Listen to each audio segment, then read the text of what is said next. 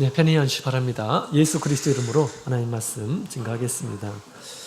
자, 오늘 이 시간에는 아가서 4장에 있는 말씀을 함께 보도록 하겠습니다. 아가서 4장 구약성경이죠. 구약성경 961페이지 아가서 4장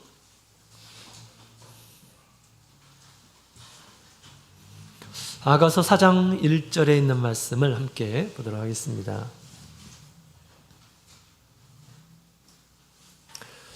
자, 4장 1절 우리 같이 큰 소리를 읽어보겠습니다. 아가서 4장 1절 구약성경 961페이지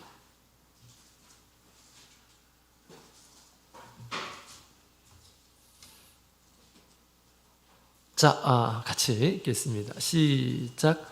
내 사랑, 너는 어여쁘고도 어여쁘다. 너울 속에 있는 내 눈이 비둘기 같고 내 머리털은 길라산 기슭에 놓은 무리 염소 같구나. 아멘. 할렐루야. 네, 반갑습니다. 오늘 이 시간에도 우리 하나님께 예배드리기 위해서 우리 나오신 우리 모든 성도님들에게 하나님께서 주시는 큰 은혜 베풀어 주시기를 원합니다. 오늘 말씀 가운데서도 우리 주님의 뜻을 깨닫고 주님의 뜻을 따라 살아가는 하루하루가 되기를 원합니다. 자, 우리 지난 시간부터 우리 구약 시대에 우리 그 교회 예표를 함께 지금 배워가고 있는데요. 우리 성경에 보면 우리 예수님에 대한 여러 가지 다양한 예언과 또 예표, 앞으로 있을 예수님에 대한 그림자의 모습을 구석구석에 우리가 구약 성경을 통해서 우리가 알 수가 있습니다. 그처럼 우리 교회의 모습들도 그렇게 나와 있는데요. 우리 지난 시간에 첫 번째로 우리 하와에 대해서 같이 살펴봤죠. 아담이 예수님을 예표하듯이 이 아담의 아내, 아담의 신부 우리 하와는 바로 교회를 예표한다라고 그렇게 말씀을 드렸습니다. 아담의 갈비뼈에서 아담의 갈비뼈에서 하나를 취해서 하와를 만들었죠. 그런 것처럼 우리 예수님의 보혈로 이 교회가 이렇게 세워지게 되었죠.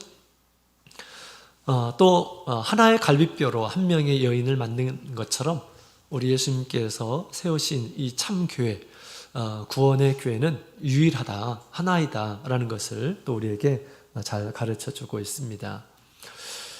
우리 아담에게 단 하나밖에 없는 그런 아내, 이 세상에 가장 소중한 것처럼, 그런 존재인 것처럼 우리 예수님 앞에 우리 이 세상에서 가장 소중한 존재는 뭘까요? 당신의 생명으로, 당신의 피로 오늘날 세우신 말세의 참교회는 우리 예수님께서 가장 소중하게 여기시는 것임을 우리가 또 알 수가 있습니다. 자, 그래서 우리 아담이 자기의 살과 피로 만들어진 지금 이 하와를 보면서 감탄을 했죠. 야, 나의 뼈 중에 뼈고 나의 살 중에 살이다 라고 하면서 기쁜 마음으로 또 감격스러운 마음으로 이제 하와를 맞이하게 되는 그런 모습을 보게 됩니다. 그래서 이제 그를 아내로 이렇게 맞이하죠. 아내로 맞이합니다. 그래서 교회는 우리 예수님께서 세우신 공동체인데요. 이 교회가 우리 예수님의 보혈로 세워진 정말 존귀한, 너무너무 소중한 그런 존재입니다. 그런 이 존재인 우리 교회가 이제 예수님을 기다리고 있는 거죠. 우리 성도들의 삶은 무엇입니까? 예수님, 재림하실 예수님을 기다리고 있는 그러한 이제 상황에 있습니다. 예수님께서 우리 교회를 또 우리 모든 성도들을 소중하게 여기시는데요. 그런데 더 우리 예수님 보시기에 여러 가지 점과 흠이 있는 그런 모습이 아니라 아름다운 신부의 모습으로 드러나야 하겠습니다. 예수님 오실 때 우리 교회의 모습을 보니까 우리 계시록 이제 제일 뒷부분에 교회의 모습을 아름답게 그 단장된 신부의 모습으로 표현을 하고 있습니다. 단장된 신부의 모습.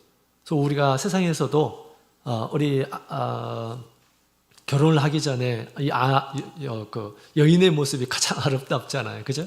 가장 아름다울 때 또 결혼을 하시고 그렇습니다. 또 결혼을 앞두고 나서 많이 이렇게 준비를 하죠. 준비하고 그 다음에 가장 아름답게 치장을 하고 결혼식을 하는 것입니다.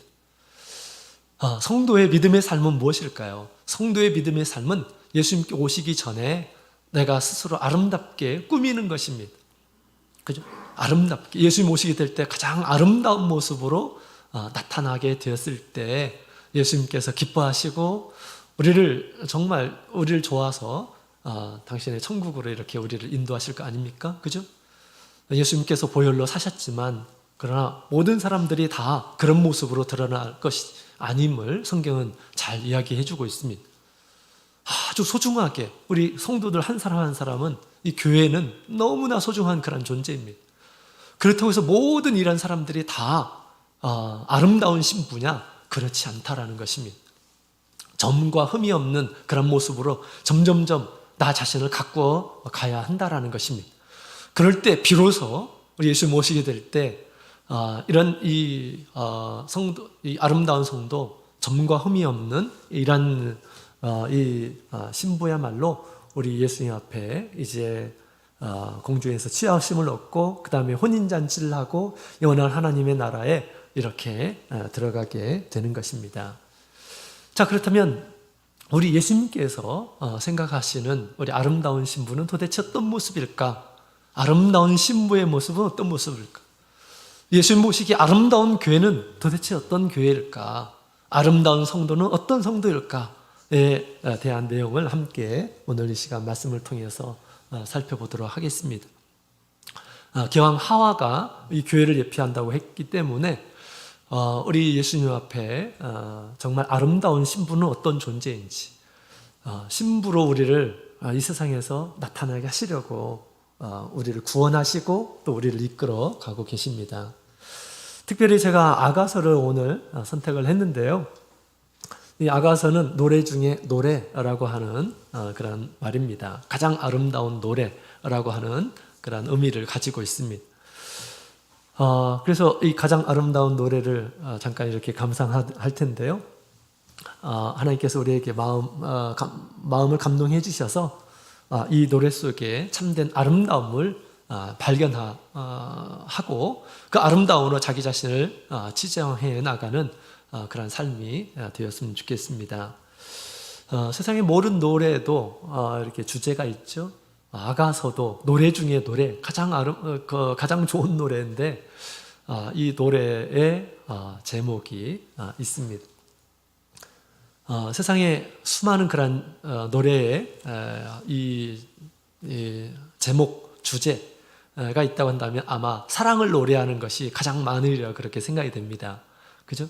이 세상에 노래 중에 그런 것처럼 아가서도 사랑이에요. 아가서의 주제는 그 노래의 주제는 사랑이라고 하는 것입니다. 그래서 이 가장 사랑하는 그 사람과 함께 그 사랑을 기쁨으로 노래하는 그러한 찬양인데요. 사랑은 우리 사람을 기쁘게 하고 또 사랑은 또 마음을 굉장히 아프게 하기도 하고 그렇습니다. 그래서 우리 사랑의 제목의 노래가 굉장히 많은 것 같아요. 자, 우리 아가서는 우리 솔로몬이 술람미 여인이라고 하는 그 여인과 사랑의 그 과정을 이렇게 잘 노래한 그런 내용입니다. 전체적으로 이제 우리 그 구성을 제가 말씀을 드리자면 우리 1장에는 솔로몬이 이 여인과의 첫 만남 그리고 그 사랑이 발전해 나가는 그런 과정이 잘 그려져 있고요. 그 다음에 2장에는 첫사랑의 기쁨을 노래하고 있습니다. 첫사랑의 마음. 그 다음에 3장에는 이 상사병이 들 정도로 이 사랑이 굉장히 크게 이제 깊은 관계로 발전하고 있고요. 그 다음에 마침내 이제 결혼을 하게 됩니다. 결혼 예식이 이제 그 뒤에 이렇게 쭉 펼쳐져 있습니다. 4장에는 우리 신부의 아름다움을 잘 이렇게 묘사하고 있습니다. 결혼하고 나서 진정으로 이제 여자의 진면목을 이렇게 보게 되잖아요. 신부의 진면목을 보잖아요. 그죠? 그 아름다움을 막 노래하고 있는 그런 내용이 4장에 기록되어 있습니다. 그 다음에 5장에는 결혼 후의 갈등이 나옵니다. 결혼 후의 갈등. 우리가 이 세상에서도 마찬가지죠. 우리가 결혼할 때는 정말 이 사람에게 모든 것을 내가 주고 싶고 또 이 사람과 함께 살게 되면 가장 행복하고 그렇기 때문에 결혼을 한 거잖아요. 그죠? 근데 결혼 후에 갈등이 있습니다. 갈등이 없을 수가 없습니다. 그죠? 여기서도 갈등이 이렇게 찾아옵니다. 그것이 도대체 뭘까? 결혼 후에 서로 간의 갈등이 도대체 뭘까? 다음에 우리 나가서 같이 뭐 기회가 있으면 함께 살펴보면서 또 결혼 생활의 어떤 갈등을 말씀으로 또 해결해 보는 그런 시간을 갖도록 하겠습니다. 자, 그런데 그 갈등에서 끝나는 것이 아니라 갈등에서 회복됩니다. 두 사람이 갈등에서 회복되면서 더 깊은 사랑의 이 관계로 이렇게 들어가게 됩니다. 그리고 온전하게 이제 그 사랑으로 하나가 되는 그런 장면이 이제 마지막 장에 나옵니다. 두 사람이 아니라 이제 한 사람. 너는 내 안에, 나는 내 안에. 이렇게까지 이렇게 관계가 발전되는 그런 모습을 보게 됩니다. 그래서 우리 아가서는 이렇게 사랑의 노래입니다. 자, 그렇다고 해서 우리 성경은 우리 하나님의 말씀이죠. 그냥 솔로몬이 이렇게 사랑을 했다라는 것을 우리에게 뭐 얘기해 주려고 솔로몬의 사랑 이야기를 그냥 실은 것일까요? 그렇지 않죠. 이것은 하나님의 말씀이에요. 하나님의 말씀. 성경은 하나님의 말씀이죠. 아가서도 하나님의 말씀이에요. 이 솔로몬의 이 사랑 이야기를 통해서 하나님께서 우리에게 주시고 싶어 하는 것이 있다라는 것을 지금 얘기해 주고 있는 것이죠. 우리와 관련된 그런 메시지가 있다라는 것입니다. 우리 솔로몬에게 가장 아름다운 신부가 있듯이 우리 예수님에게는 신부가 있습니다. 솔로몬에게 가장 아름다운 이 여인 신부가 있듯이 또 딱 한 사람과 이렇게 결혼하듯이 우리 예수님에게도 신부가 있다라는 것입니다. 예수님께서 재림하시는 그날 우리 예수님께서 이런 아름다운 신부를 지금 바라고 원하고 계신다라는 것을 우리에게 잘 가르쳐주고 있습니다. 그 신부의 모습을 오늘 이 시간에 같이 살펴보고 함께 배워가자는 것이죠. 우리 믿음 생활은 우리 예수 모실 때 가장 아름다운 모습으로 맞이하는 것이 우리 믿음 생활의 과정입니다. 그죠? 아름다운 모습으로 드러나야 되겠습니다. 자, 이 아름다운 모습은 도대체 뭘까요? 아름다운 모습은 도대체 뭘까요? 단장되었다라고 그렇게 얘기하는데, 아름다운 얼굴, 배국같이 깨끗하고 그 다음에 하얀 그런 피부일까요? 그렇지 않습니다. 우리 아가서 우리 1장 5절, 6절에 있는 말씀을 함께 보도록 하겠습니다. 아가서 1장 5절, 6절.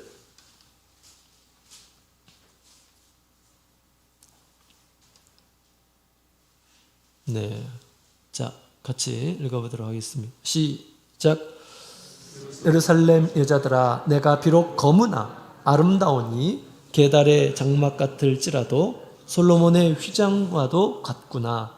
내가 일광에 쬐어서 거무스름 할지라도 흘겨보지 말 것은 내 어미의 아들들이 나를 놓아여 포도원 지기를 삼았습니다. 나의 포도원은 내가 지키지 못하였구나. 아멘. 자, 이건 신부의 말인데요. 이 신부는 자기 자신을 그렇게 지금 얘기하고 있습니다. 그는 아주 백옥같이 깨끗한 그런 피부를 가지고 있는 것이 아니었어요. 그는 검은 피부를 가지고 있었다라는 것을 지금 얘기하고 있습니다. 비록 검으나 아름다우니 라고 그렇게 얘기하고 있죠. 왜 이렇게 검은가? 일광에 쬐어서, 햇빛에 쬐어서 자기의 얼굴이 지금 새까맣게 걸렸다라는 것을 지금 얘기하고 있습니다. 왜? 일을 하니라고, 포도원 가서 일을 하니라고 얼굴이 이렇게 거무잡잡하다라고 이렇게 얘기하고 있습니다. 그 거무잡잡한 이 술람미 여인을 우리 솔로몬이 가장 사랑했다라는 것입니다. 솔로몬의 그 사랑은 결코 어떤 외적인 그런 모습이 아니었다라는 것을 얘기해 주고 있습니다. 또한 우리의 이 믿음의 이 신부의 모습은 결코 외적인 그런 모습이 아니죠. 우리가 무엇을 갖고 해야 될까요? 베드로전서 우리 3장에 있는 말씀, 베드로전서 3장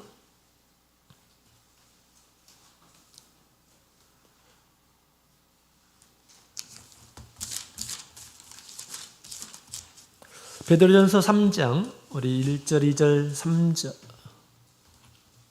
3절, 4절까지 있는 말씀을 같이 읽어보도록 하겠습니다. 베드로전서 3장 1절부터 4절 같이 읽겠습니다. 시작. 아내된 자들아 이와 같이 자기 남편에게 순복하라.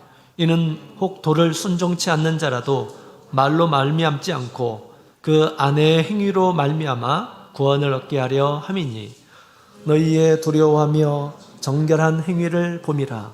너희 단장은 머리를 꾸미고 금을 차고 아름다운 옷을 입는 외모로 하지 말고 오직 마음에 숨은 사람을 온유하고 안정한 심령에 썩지 아니할 것으로 하라. 이는 하나님 앞에 값진 것이니라. 아멘. 자, 여기 있는 말씀을 보면 우리 베드로 사도는 우리 모든 이 아내들에게, 여인들에게 여인들에게만 그렇게 얘기하는 것일까요? 그렇지 않죠. 남자들도 마찬가지입니다. 숨은 사람, 오직 마음에 숨은 사람을 잘 가꾸어라 라고 그렇게 얘기합니다. 외모를 가꾸는 것이 아니라 하나님 보시는 것은 외모가 아니고 숨은 사람, 우리의 속사람임을 가르쳐주고 있죠. 그 속사람을 우리가 잘 갖고 나가야 된다라는 것을 이렇게 이야기를 하고 있습니다. 그래서 오늘 이 시간에 함께 우리 술람미 여인의 아름다움을 이제 묘사하는 그런 내용이 나옵니다. 거기에서 말하고 있는 이것들이 도대체 무엇을 얘기하는지 같이 그 상징적인 의미를 살펴보면서 우리가 속사람으로 갖춰야 될 것이 무엇인지 같이 살펴보고 또 그렇게 힘써서 우리 예수 모시는 날 그런 아름다운 신부의 모습으로 다 나타나기를 원합니다. 자, 그러면 우리 한 가지 같이 살펴보도록 하겠습니다. 아가서 4장 1절 4장 1절 다시 한번 읽어보도록 하겠습니다. 시작. 내 사랑 너는 어여쁘고도 어여쁘다. 노을 속에 있는 내 눈이 비둘기 같고 내 머리털은 길라산 기슭의 눈 물이 염소 같구나. 아멘. 내 사랑 어여쁘고도 어여쁘다 라고 그렇게 했는데 뭐가 이렇게 어여쁘냐? 첫 번째로 내 눈이 어여쁘다 라고 그렇게 얘기하죠. 내 눈이 어여쁘다. 그는 아름다운 눈을 가진 이란 사람이었습니다. 눈이 어떻게 생겼냐? 눈이 비둘기 같았다 라고 그렇게 얘기합니다. 내 눈이 비둘기 같고 라고 그렇게 얘기하죠. 솔로몬이 보기에 이 술람미 여인의 눈이 비둘기 같은 눈을 가지고 있었다라는 것을 지금 얘기하고 있습니다. 비둘기 같은 하나님 보시기에 비둘기 같은 눈을 가지시는 우리 모든 성도님들이 다 되었으면 좋겠습니다. 자, 비둘기 같은 눈은 도대체 어떤 눈인가요? 눈이라고 하는 것은 우리 마음의 창이라고 합니다. 마음에서 어떤 마음을 가졌느냐 따라서 우리 눈에도 그렇게 나타난다라는 것입니다. 근데 비둘기 같은 눈이라고 이렇게 얘기하죠. 비둘기 같은 눈은 도대체 무엇을 의미하는 것일까? 우리 예수님께서 이런 말씀을 하신 적이 있어요. 우리 비둘기에 관련돼서 이런 얘기를 하셨죠. 우리 마태복음 10장 16절 마태복음 10장 16절에 있는 말씀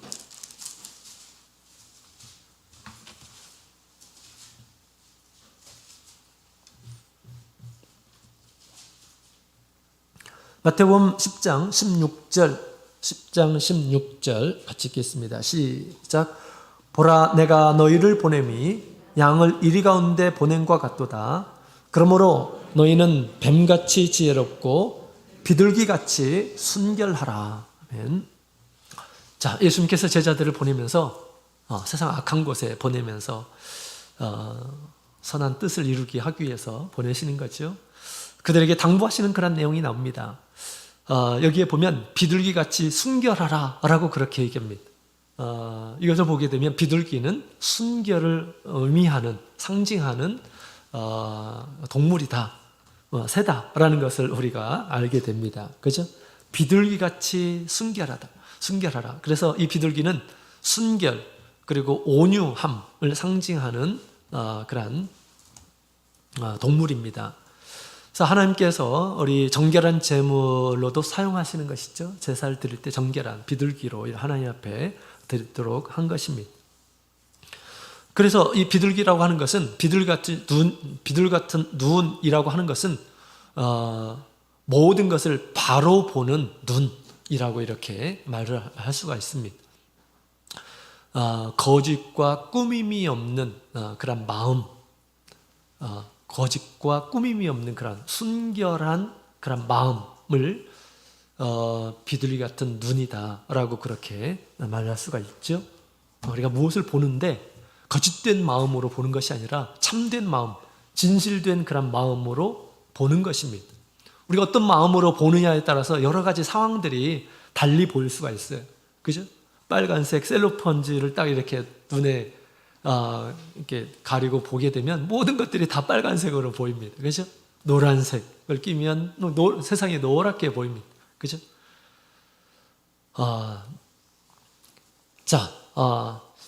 그래서 우리 하나님 보시기에 이 비둘기 같은 눈이라고 하는 것은 거짓이 없는 그런 마음으로 이 세상을 보는 것입니다. 꾸밈이 없는 그런 눈으로 이 세상을 바라보는 것입니다. 이 사람이 아마 그런 사람이 아니었나 이런 생각이 들어요. 우리 요한복음의 1장에 보면 나다나엘이라고 하는 이러한 사람이 나옵니다. 빌립이 그 사람을 전도했죠. 그래서 이제 우리 빌립이 그를 예수님 앞에 데리고 갑니다. 근데 예수님에 대한 어떤 선입견이 있었어요. 왜냐하면 예수님이 나사렛 사람이라고 했거든요. 그래서 저 시골 사람인데 그분이 메시아다라고 그렇게 나사렛 출신, 저 시골 출신이다 이렇게 얘기해요. 그런 시골에서 무슨 훌륭한 일한 사람이 날 수 있겠냐라고 그렇게 선입견을 가졌습니다. 선입견을 가졌는데 그래도 친구가 좋으니까 같이 이제 빌립과 함께 예수님께 온 거죠. 근데 우리 예수님께서 이 나다나엘에게 이런 얘기를 하시죠. 요한복음 같이 한번 보겠습니다. 요한복음 1장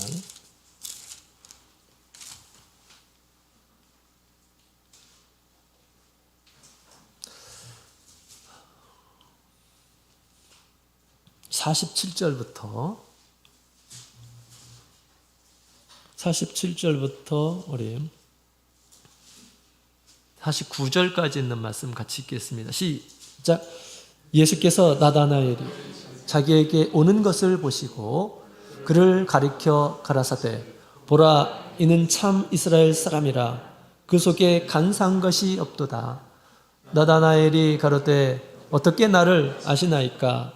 예수께서 대답하여 가라사대 빌립이 너를 부르기 전에 내가 무화과 나무 아래 있을 때에 보았노라. 나다나엘이 대답하되 랍비여, 당신은 하나님의 아들이시요 당신은 이스라엘의 임금이로소이다. 아멘. 자, 우리 예수님께서 나다나엘을 이렇게 칭찬하셨어요. 보라, 이는 참 이스라엘 사람이다. 그 속에 간사한 것이 없다. 나쁜 꾀, 악한 생각 이런 것들이 없더라는 것입니다. 사실 우리 사람에게는 태어날 때서부터 이렇게 악한 마음을 가지고 태어났어요. 그런데 나다나엘은 어떤 이러한 사람이었을까요?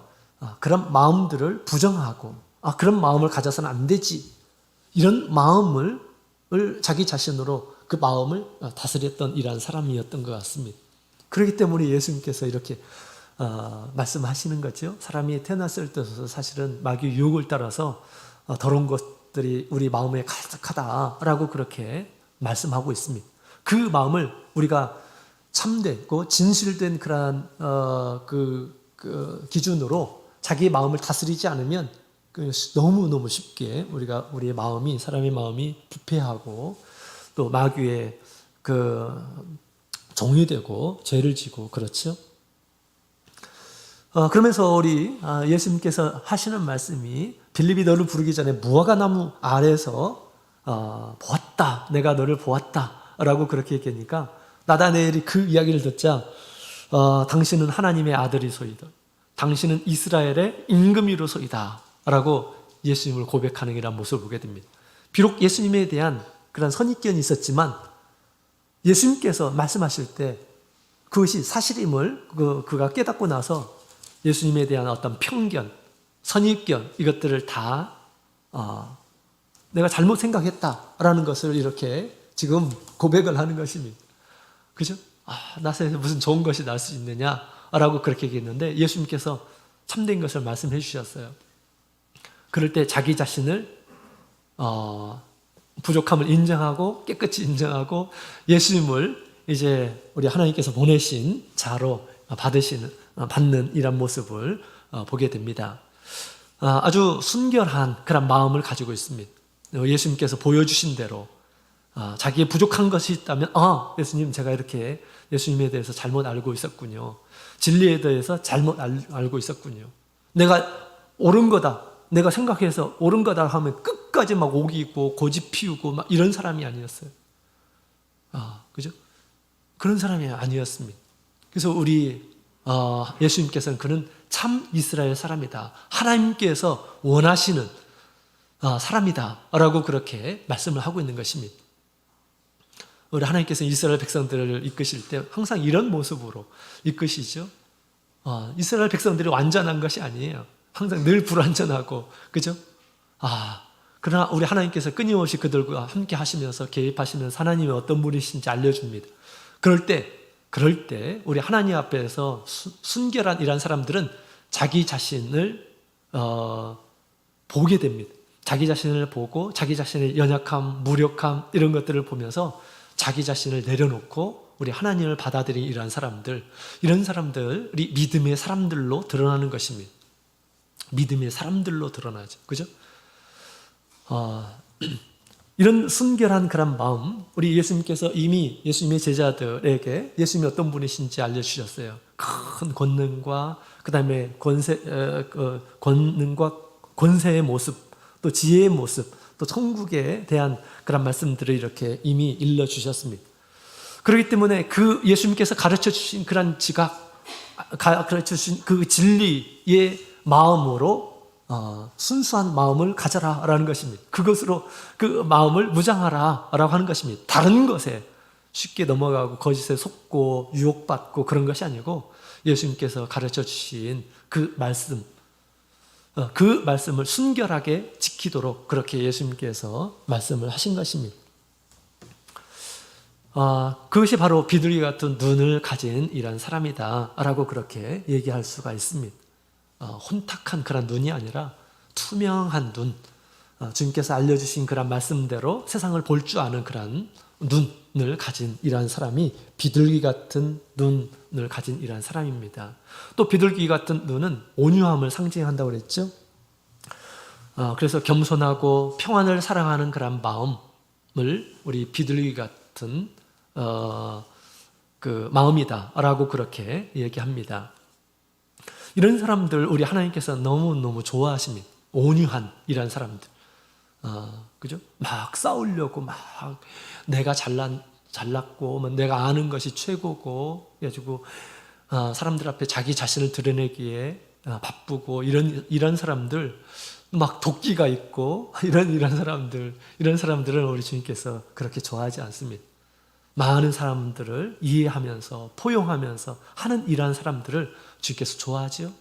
그래서 하나님께서 이스라엘 백성들을 이끌기 위해서 모세를 세우셨는데 모세는 지면에 있는 모든 이러한 사람들보다 온유함이 승하다라고 그렇게 얘기하죠. 화평케 하는 자는 하나님의 아들이라 일컬음을 얻을 것이다 라고 그렇게 이야기를 하고 있습니다. 예수님의 마음도 그런 마음이죠. 온유하고 겸손한 마음을 예수님께서는 가지셨습니다. 당신에게 오는 모든 일한 사람들은 다 받으시고 또 심지어는 어린 아이들과 또 친구가 되어주시고 그들을 축복하시고 그런 모습을 보게 됩니다. 이것이 바로 이 비둘기 같은 눈을 가진 이러한 사람의 모습이다라고 얘기할 수가 있습니다. 또 이 이러한 눈은 우리 신부는 이전에 면사포로 이렇게 딱 감춰져 있죠. 면사포로 딱 이렇게 감춰져 있습니다. 그래서 면사포로 딱 갖춰져 있을 때는 잘 모릅니다. 저 사람이 눈이 어떤지 잘 몰라요. 그죠? 우리는 아직 면사포로 딱 갖춰져 있는 이러한 사람입니다. 예수님 오시게 될 때 우리의 면사포를 딱 이렇게 벗겨주시고 우리의 모습이 이제 온 세상에 또 예수님 앞에 드러나게 될 것입니다. 면사포에 그 눈이 감춰졌다는 것처럼 우리의 마음이 세상에 드러나지 않고 또 세상을 사랑하는 마음, 우리의 마음을 세상에 두지 않는 그런 마음을 이렇게 가르친다라고 그렇게 볼 수가 있습니다. 우리 성도의 마음은 우리 하나님 앞에 두고 또 우리를 구원하신 우리 예수님 앞에 두는 마음이 아름답습니다.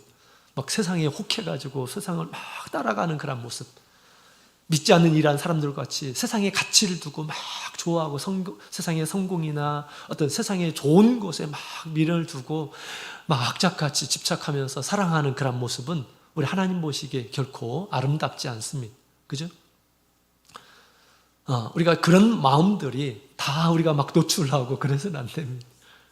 우리는 세상에 알 수 없는 그 누군가에 늘 마음을 주고, 그래서 세상 사람들이 보기에 저 사람은 도대체 뭐 때문에 살지? 이렇게 보여지는 이런 사람들이 되어야 한다라는 것입니다.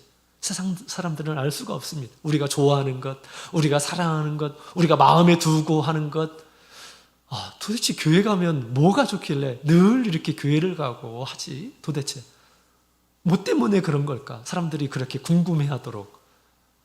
그렇죠? 그런 사람이 우리 예수님 앞에 정말 면사포를 쓴 또 비둘기 같은 눈을 가진 이런 사람이다라고 그렇게 볼 수가 있습니다. 이런 눈으로 우리 예수님 앞에 드러나시는 우리 모든 성도님들이 다 되시기를 원합니다. 자, 그 다음에 두 번째로 또 어떤 모습을 하고 있을까요? 술라미 여인의 두 번째 모습은 우리 1절 우리 중반부에 있죠. 자, 그 머리털을 노래했습니다. 머리털. 내 머리털은 길르앗산 기슭의 눈, 무리 염소 같구나. 자, 그 머리털이 길르앗산 기슭의 눈, 무리 염소의 이 검은색 이 머리털을 가지고 있었다라고 그렇게 이야기를 하고 있습니다. 자, 이 길르앗이라고 하는 곳은 우리 요단강 우리 동편 쪽에 있는 그런 지역이죠. 거기는 좀 고원 지역입니다. 그래서 우리 작은 그랜드 캐년이라고도 이렇게 하는 곳이 거기에 또 있기도 하고 있죠. 높은 고원이기 때문에 거기는 초원이 많이 이렇게 있어요. 초원이. 그래서 이스라엘 백성들이 이제 애굽에서 나와서 저기 첫 번째로 요단강 강 이 동편을 차지하죠. 그 동편이 있을만 했습니다. 좋았어요. 그래가지고 두 지파 반이 우리 여기 머물겠습니다. 요단강 건너가지 않고 우리가 여기에서 머물 수 있도록 우리에게 이곳을 우리에게 산업으로 주십시오 라고 그렇게 요청을 한 바가 있습니다. 거기가 좋지 않으면, 살기 좋지 않으면 그렇게 요청을 하겠습니까? 거기는 푸른 초장이 있는 곳입니다. 그래서 푸른 초장이 있기 때문에 거기는 많은 가축들이 거기에서 살았는데, 마치 이제 그런 푸른 초장에 검은 그 염소들이 막 이렇게 이제 줄지어 있는 그런 모습을 우리가 연상해 볼 수가 있죠. 검은 염소떼들이 쭉 있는 그런 모습을 연상해 볼 수가 있습니다. 그 검은 염소 털과 같이 우리 술람미 여인의 머리가 검은색으로 이렇게 있었다라는 것을 우리가 상상해 볼 수가 있습니다. 길르앗산 그 푸른 초장에 누여진 이 염소 털과 같이 검은 그런 머리털을 가지고 있었다라는 것을 이야기해주고 있는 것입니다. 그래서 평화롭게 무리지어 누워있는 이 염소털, 시커먼 염소털이 이렇게 염소가 있는 것처럼 머리가 이렇게 검고 구불구불한 그런 머리털이 있었던 것이죠. 자, 이 머리털은 도대체 무엇을 얘기하는 것일까요? 그런 이 검은색 머리털만 가지고 있으면 뭐 이렇게 예쁜 걸까요? 그렇지 않죠. 이 여인에게 있어서 이 머리털은 무엇을 얘기하는 것일까요? 자, 여인에게 머리털은 영광을 상징을 합니다. 여인에게 있어서 영광스러움을 상징을 합니다. 근데 특별히 어떤 영광을 이렇게 상징을 하냐면 고린도전서 11장 10절에 있는 말씀을 함께 보시겠습니다. 고린도전서 11장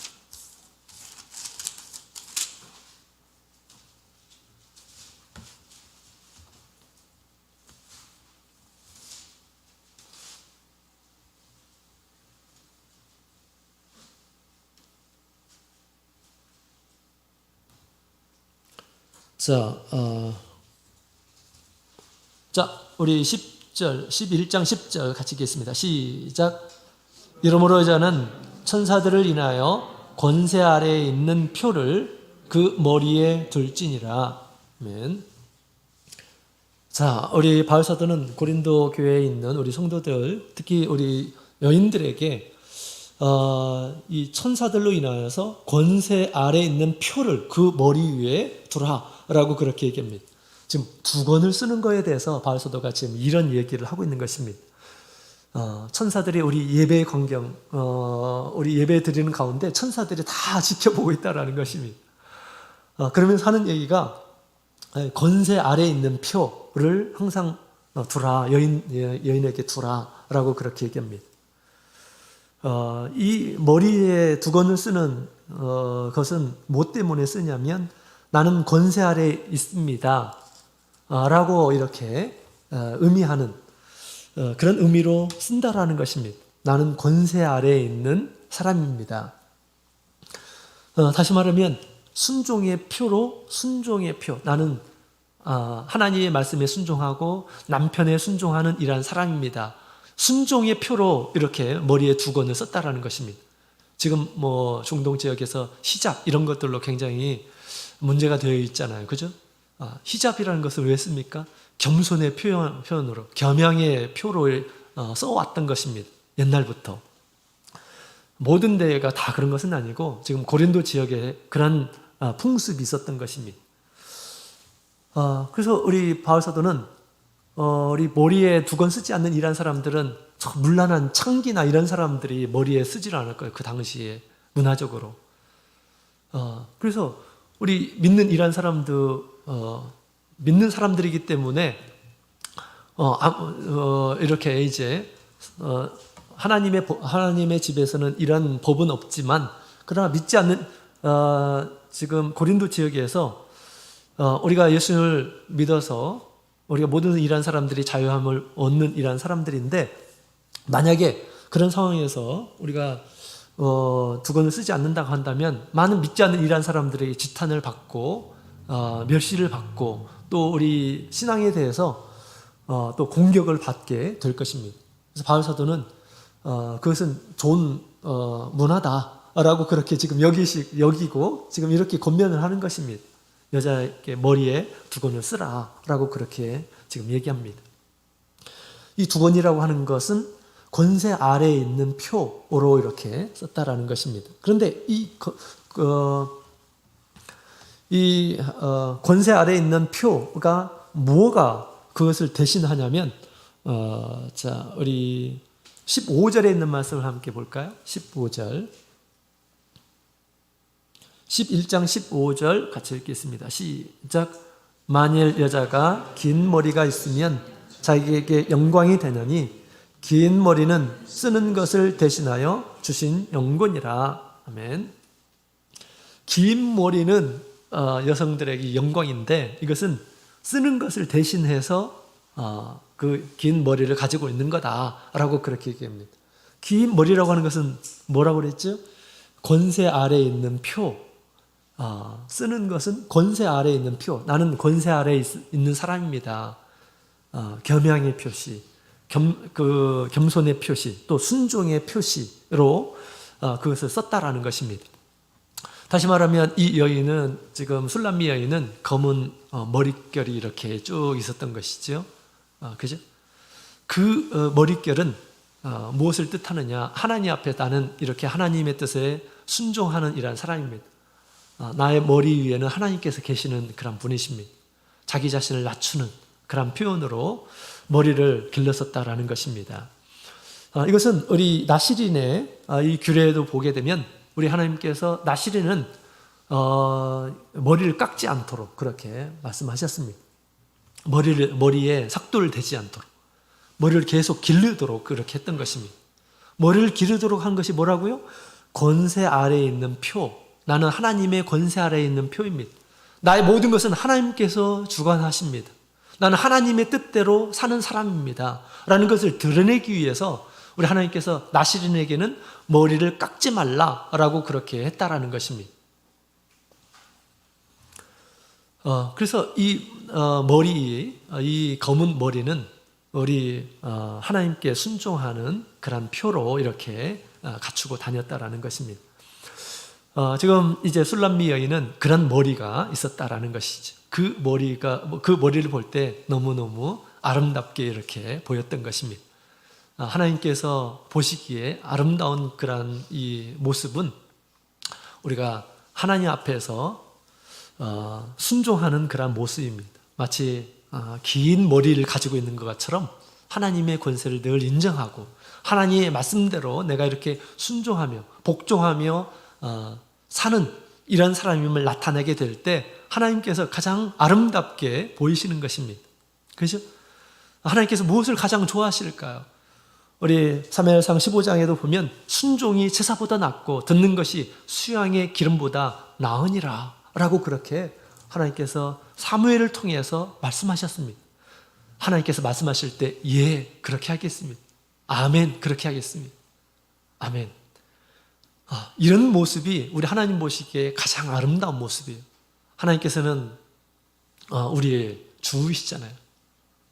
하나님께서 우리가 무엇을 해야 될지 아셔요. 그래서 늘 하나님께서 우리에게 말씀하실 때 아멘, 제가 그렇게 하겠습니다. 이런 순종의 모습, 하나님 보시기에 가장 아름다운 모습이에요. 하나님께서 말씀하시는데 그 말씀을 거스리고 나는 그렇게 살고 싶지 않다. 나는 내 뜻대로 좀 살고 싶다. 나에게 자유를 좀 달라. 하나님 앞에 늘 배반하고 불신하고 이런 모습은 우리 하나님께서 기뻐하는 그런 모습이 아닙니다. 그것은 부끄러운 모습이에요. 마치 신부가, 마치 여인이 머리가 하나도 없이 그냥 딱 깎였다고 한번 생각해 보세요. 머리가 완전히 아무것도 없다고 한번 생각해 보세요. 부끄럽습니다. 그죠? 좀 부끄러워. 그런 모습과 같은 것입니다. 그래서 우리 성경에도 우리 하나님 앞에 고집대로 행하고 그 다음에 하나님 말씀 순종하지 않는 이런 사람들 뭐라고 얘기합니까? 뭐라고 얘기할까요? 자, 머리털이 없는 이러한 사람들로 이렇게 비유하죠. 자, 그래서 우리 하나님께서는 이와 같이 우리 성도들이 이 세상에 사는 동안 하나님의 뜻으로 행하는 것이 가장 내가 이 세상에서 행복한 그런 삶이고 의미 있는 그런 삶을 깨닫고 나서 늘 우리 하나님께서 원하시는 그런 삶에 자기 자신을 복종시키는 이런 모습으로 살아가는 우리 성도들의 모습이 하나님 보시기에 가장 아름다운 모습이고 축복된 모습입니다. 자, 그런 이 머리털을 가지신 우리 모든 성도님들로 드러나기를 원합니다. 자, 마지막으로 우리 2절에 있는 말씀을 함께 보겠습니다. 아가서 4장 2절. 아가서 4장 2절.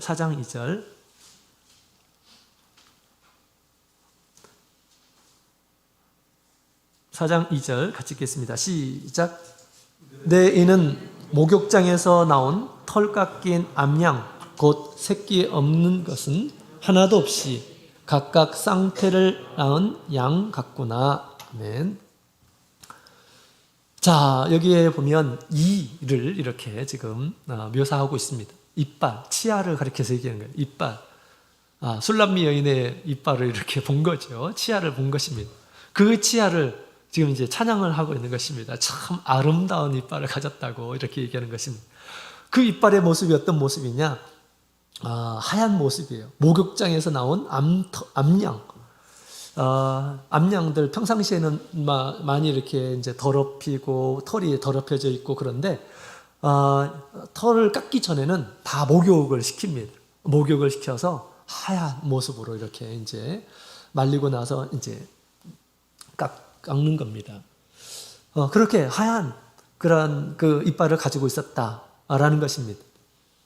또 여기 보면 새끼 없는 것이 하나도 없이 각각 쌍태를 낳은 양 같구나라고 그렇게 이야기를 하고 있습니다. 쌍태를 낳는 양. 그러니까 이것은 무엇을 얘기합니까?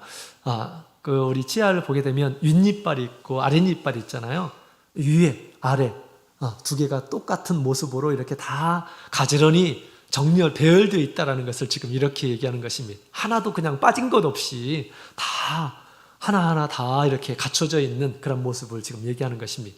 쌍태, 그죠? 이 양이 쌍을 이루고 있다라고 하는 것입니다. 그 모습이 가지런한 그런 모습, 그리고 하얀 그런 모습을 이렇게 지금 갖추고 있다라는 것을 얘기해 주고 있습니다. 우리도 영적으로 이렇게 아름다운 우리가 치아를 소유하는 이런 사람이 다 되었으면 좋겠습니다. 영적으로 우리 하나님 보시기에 아름다운 치아는 도대체 무엇일까요? 여러분, 치아는 뭐 어떤 용도로 사용하는 것일까요? 그렇죠. 음식을 씹는데 활용이 되는 것입니다. 이빨이 빠져 있어요. 그러면 음식을 제대로 씹을 수가 없습니다. 음식 안에 있는 좋은 그런 것들을 흡수할 수가 없어요. 제대로 흡수가 안 되죠. 그죠? 그래서 튼튼하고 건강한 그런 몸을 유지할 수가 없는 것입니다. 이빨이 튼튼하게 되었을 때 음식도 잘 이렇게 씹어서 먹고 그것으로 인해서 우리가 힘을 내면서 우리가 건강하게 살 수가 있는 것이죠. 그런 것처럼 우리가 이빨이 음식을 씹는 도구인 것처럼 우리가 영적인 이빨을 우리가 고루 가지고 있어야 된다는 것입니다. 영적인 음식, 하나님의 말씀을 먹는 그런 치아를 가지고 있어야 된다는 것입니다. 모든 말씀들을 그대로 잘 이렇게 소화할 수 있도록 우리가 잘 이제 우리 하나님의 말씀들을 잘 이렇게 소화시켜야 된다는 것입니다. 그러려면 좋은 이빨이 있어야 되겠죠? 좋은 이빨이 있어야 됩니다. 그래, 잘게 부수고, 그 다음에 여러 가지 침샘에 나오는 그런 것들과 잘 섞여줘야 돼요. 잘게 부수고 섞여주고. 그래야지 이 안에 이제 들어가서 그것이 잘 소화가 되는 것입니다. 그렇죠? 자, 그런 것처럼 우리도 하나님의 말씀을 잘 소화시키는 그런 도구가 있어야 되는 것이죠. 우리 데살로니가전서 2장에 있는 말씀을 함께 보도록 하겠습니다. 데살로니가전서 2장 13절.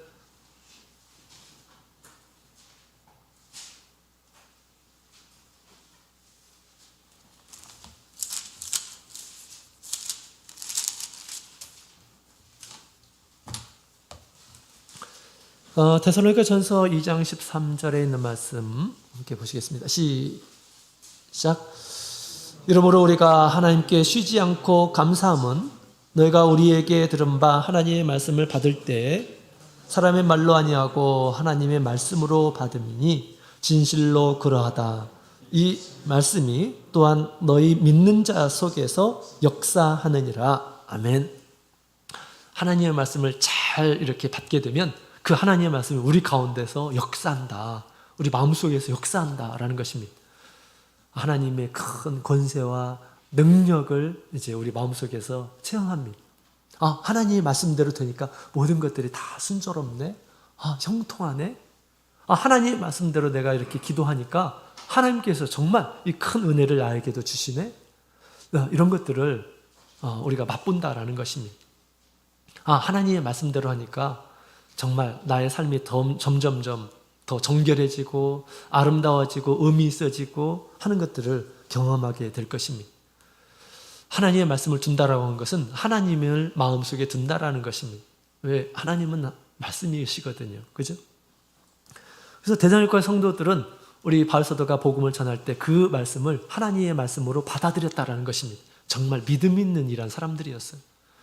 하나님의 말씀을 어떤 개인의 어떤 말로 들은 것이 아니라 하나님께서 저렇게 나에게 이런 말씀을 주시는구나 라고 그렇게 받았다라는 것입니다. 그런 말씀이 이제 그들 마음속에 살아서 역사함으로 그런 그 당시에 그 우상에 이렇게 가득한 그런 세상에서도 주님을 놓지 않고 환난 가운데서도 고난 가운데서도 든든하게 우리 믿음을 지킨 이런 사람들, 그래서 마게도니아에 있는 이런 사람들의 모습들이 아가야 지역에 다 이렇게 소문이 났다라고 그렇게 바울 사도가 이야기하고 있는 것입니다. 자, 믿음으로 우리 하나님의 말씀을 받아들인 거예요. 우리가 하나님의 말씀을 볼 때 이와 같이 고른 그런 쌍태의 이빨을 가지고 있어야 되겠습니다. 어떤 것은 저건 너무 어려워. 정말 나는 저런 건 난 죽었다 깨어나도 할 수가 없어. 이렇게 우리가 걸러내고 받는 이란 사람들이 있어요. 하나님의 선한 말씀을 나는 저건 나와 상관없는 이란 말씀이야. 가정예배? 이 가정예배는 뭐 대단한 사람들만, 믿음이 좋은 사람들만 하는 거지. 아주 포기하고 해보려고 하지도 않고 그러는 이란 사람들이 있습니다. 그렇지 않죠. 우리 하나님의 모든 말씀들은 다 나에게 필요한 그런 말씀이고, 내가 어떻게 하지? 어떻게 하면 잘할 수 있지? 이런 마음으로 우리가 접근을 하고, 좀 딱딱하더라도, 내가 좀 지금까지 해보지 않았다 하더라도 하나님께서 말씀하시면 내가 한번 해봐야겠다. 그죠? 그것이 두 개의 이빨을 가지고 하나님의 말씀을 잘 소화하는 그러한 이빨이죠. 내가 해봤는데 안 되는 것들은 이제 앞으로 평생 안 될 것이다 이렇게 생각하는 것이 아니고, 하나님의 말씀은 나의 유익을 위해서 주시는 것이기 때문에 어떻게 해서든지 한번 해보자. 어떻게 하지? 하나님의 말씀을 계속해서 묵상하는 가운데 이렇게 해야겠구나. 하나님의 온전하신 그런 뜻을 깨닫고 우리가 하나님의 뜻을 이룰 수가 있게 되는 거죠. 그래서 우리 하나님의 말씀을 온전하게 이제 이룬 이런 사람들은 어떻게 사느냐면, 목욕장에서 나온 암양처럼 하얀 그런 모습을 하고 있는 그런 모습을 보게 됩니다. 하나님의 말씀을 잘 이렇게 분별해서 깨달아서 그 말씀대로 살게 되면 그 하얀 이 암양과 같이 세상에서 더러운 것들을 구별해서 제거하고 자기를 하나님 앞에서 정결하게 깨끗하게 이렇게 드러나게 한다라는 것입니다. 하나님의 말씀을 잘 소화하는 이란 사람들이 그렇게 할 수 있어요. 하나님의 뜻이 무엇인지를 잘 명백하게 아는 이란 사람들이 자기 자신을 지켜서 하나님 모시기에 정과 흠이 없는 아주 깨끗한 하얀 그런 모습으로 우리 하나님 앞에 드러날 수가 있게 되는 거죠. 주님께서는 끊임없이 이처럼 되도록 하기 위해서 늘 말씀으로 우리와 함께 하시며 또 가르쳐 주십니다. 그 말씀을 온전하게 우리가 깨달을 수 있도록 우리가 스스로도 열심히 믿음으로 받아들이고, 또 그 말씀을 내가 묵상하고 그러면서 우리가 하나님의 말씀, 하나님의 뜻을 우리가 이루어야 되겠죠. 내가 아직 이루지 못하는 것들, 정말 성경을 보게 되면 우리가 해야 될 것들 너무너무 많습니다. 그 너무너무 많은 그 말씀들 우리에게 다 복을 주시기 위해서, 하나님의 선하신 뜻을 이루게 하기 위해서 주시는 그런 말씀이죠. 자, 그것으로 인해서 하나님의 말씀으로 인해서 우리가 점점 자라나서 우리 그리스도의 장성함에 이르도록 그렇게 하는 거죠. 자, 그런 치아를 우리가 가지고 있어야겠습니다. 자, 오늘 우리 세 가지를 함께 살펴봤죠. 우리 술람미 여인의 눈, 그리고 머리털, 그리고 치아, 이렇게 세 가지를 같이 살펴봤습니다. 나머지는 다음 시간에 함께 살펴보도록 하겠습니다. 다 같이 기도하도록 하겠습니다. 우리 시간 되었기 때문에